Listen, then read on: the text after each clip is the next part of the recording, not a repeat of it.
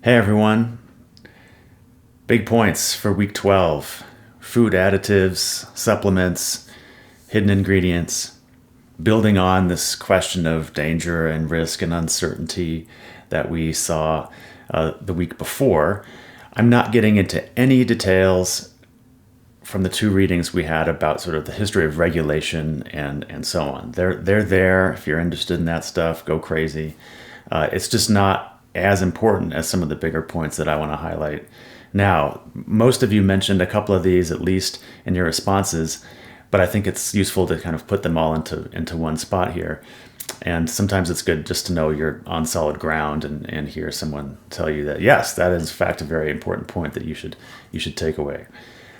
So without getting into any of the ebbs and flows of regulation, a couple things to highlight here.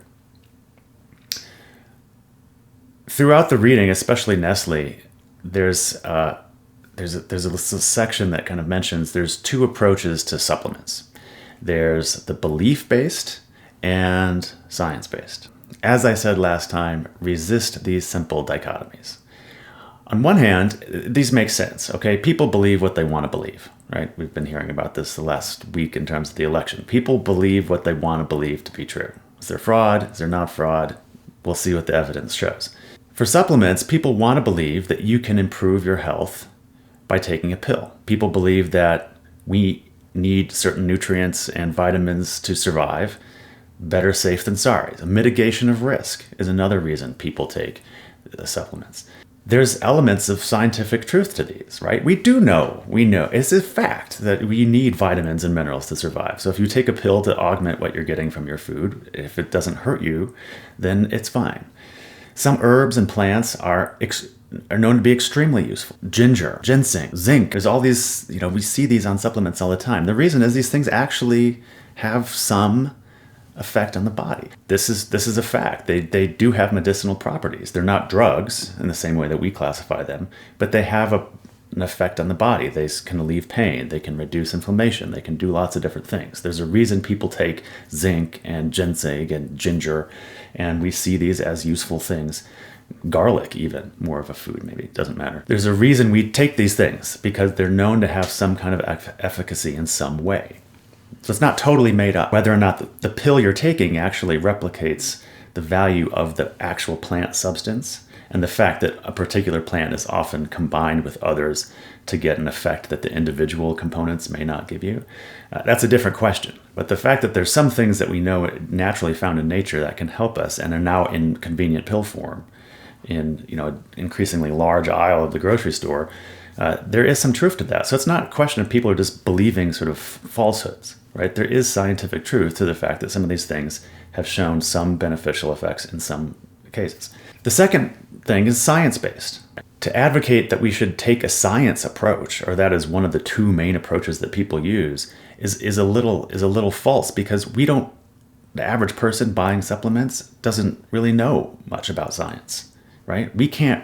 Most people can't read scientific studies and understand exactly what the implications are, right? We rely on other people, journalists, food writers, dietitians, nutritionists, doctors, to tell us, synthesize the information and tell us what we should be doing.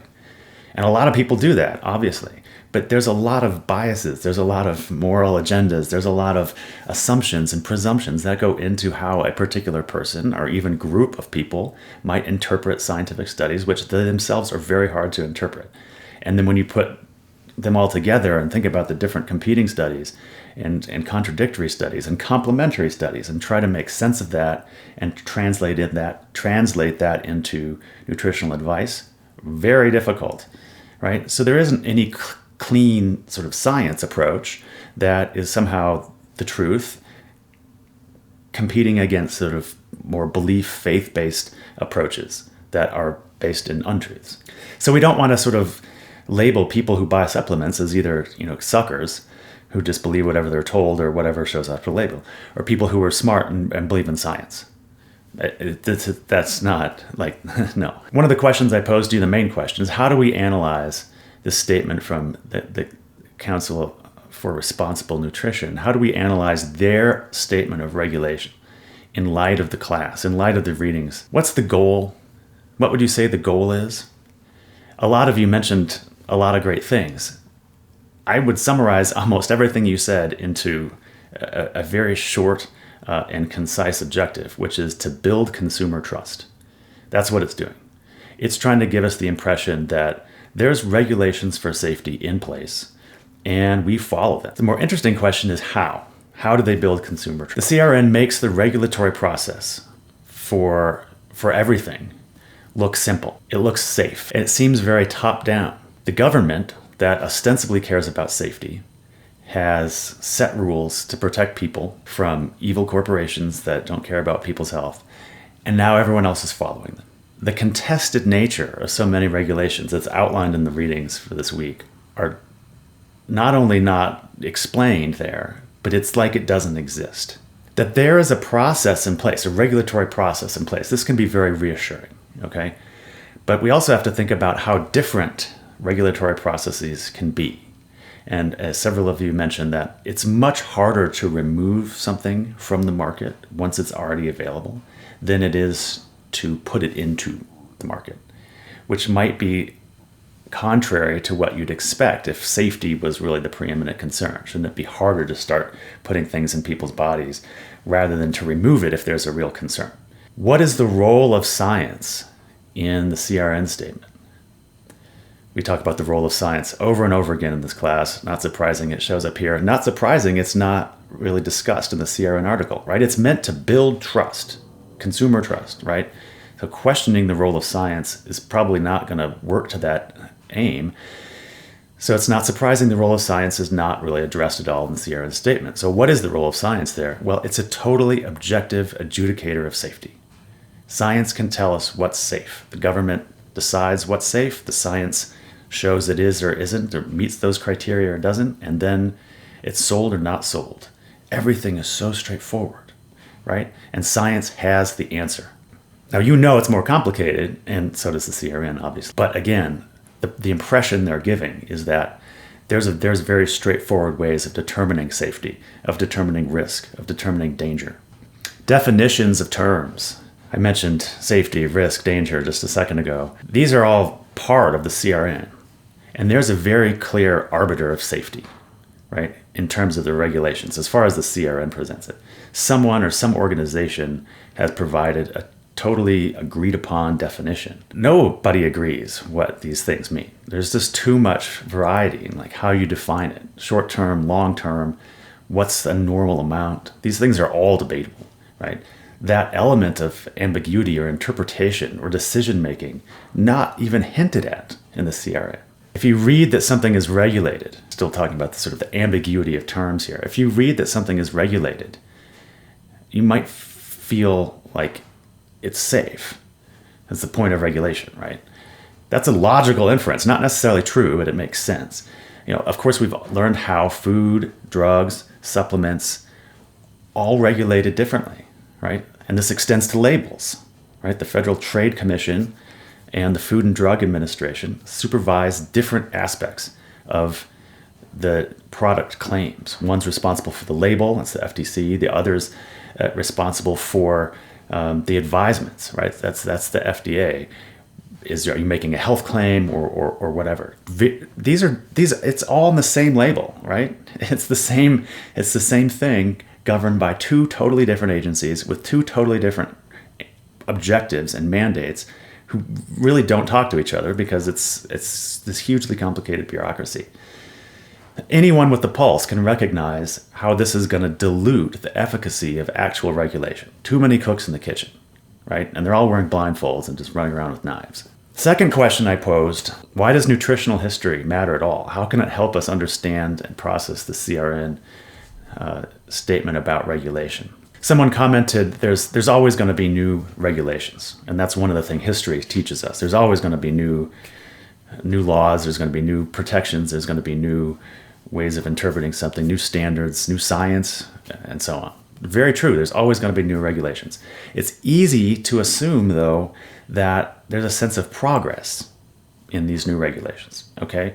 That things are going to be safer for consumers, that it's going to be less burdensome for industry, more transparent for consumers to see what's going on, more efficient for the organizations that have to deal with these regulations. That is a logical, definition of progress in this context. We want these things to be true. We've seen historically, though, that the new regulations, amendments, revisions, new legislation are not necessarily improvements, but just differences. And the exact language that's used in these new regulations can make actual regulation more lax. It can actually pull it back even though it sounds tougher. And the example I gave you on the syllabus that we kind of skipped, and I regret it a little bit now, but we just didn't have time when we were supposed to do it. The Council of Nutrition, I think it's from the late 40s or early 50s, it's the food industry talking about, in Congress, giving testimony, talking about how the federal regulations aren't stringent enough. That's how they frame their desire for having certain regulations in place or not. And the whole way they frame it is that the government is not protecting the consumer enough. Here's what we should be doing.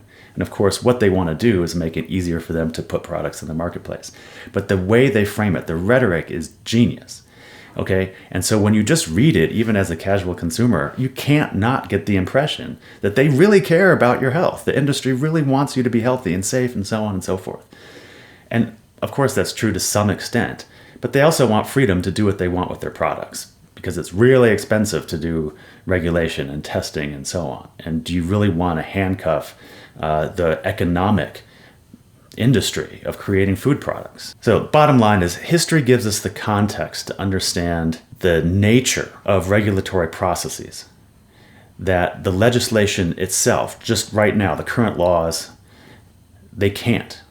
Right, and it's not their job. It's not, regulations don't have history as part of the regulation. That's just not what it's for. But understanding the history, even though it's not part of the current law, explains why things are the way they are. Right, the historical perspectives gives a much more robust understanding of what the laws are and how they got that way and how they might be interpreted. So what else do we learn in this case in terms of history? History also tells us where the forces are for regulatory change. It's not the top-down government approach as outlined or as suggested in the CRN document. It's industry pressure, right? It's not just government safety, testing labs, setting rules, evaluating new products, additives, dyes. It's not just the government setting rules for people to follow and then everyone doing that so everybody's safe, right? And that's the impression the CRN is trying to give, right? And they're pretty good at it. Seeing the regulatory change over time gives a very different story. Get a sense of regulations that were in place but aren't. And then we have to think, well, why did that change happen? Who benefits from that? Can history tell us anything about danger?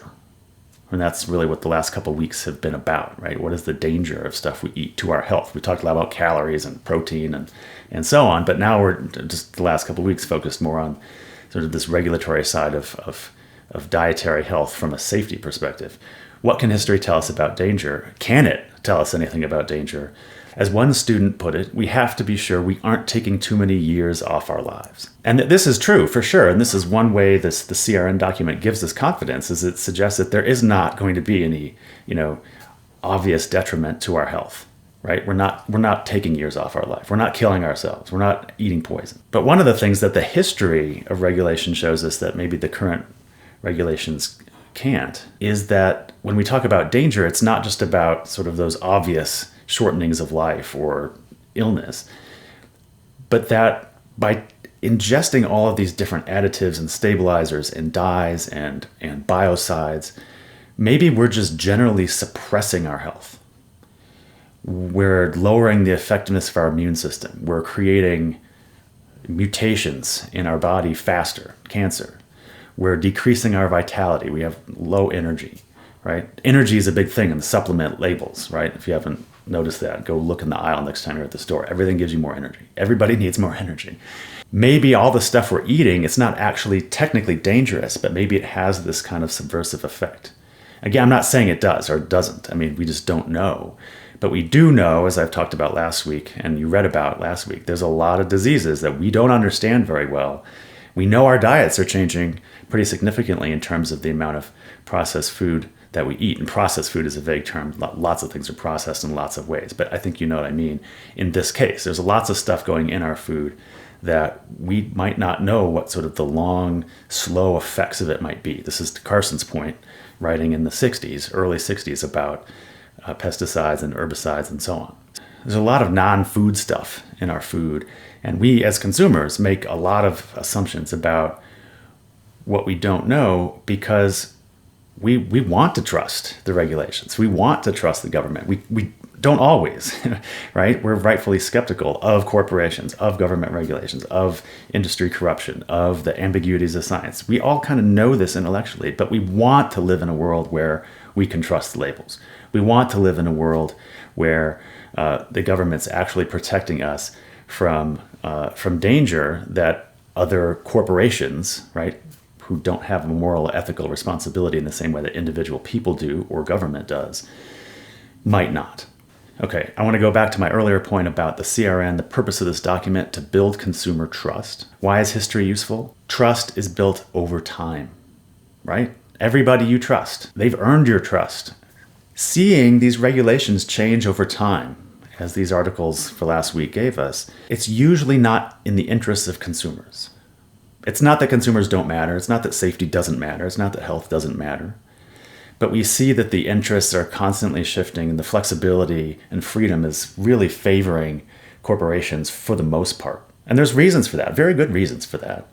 But there's also downsides. You don't understand that. You can't understand that if you don't look at the history, right? And that process of building consumer trust, if you think of it as a chronological process, right? When you see how regulations have changed over time, your trust is probably going to be different than it would be if you just read the CRN document and took it at face value. Okay, I think that's enough. Big points for last week. I hope you enjoy the assignment for Friday. It's a chance to kind of apply all the stuff we've been doing in the course to a particular article.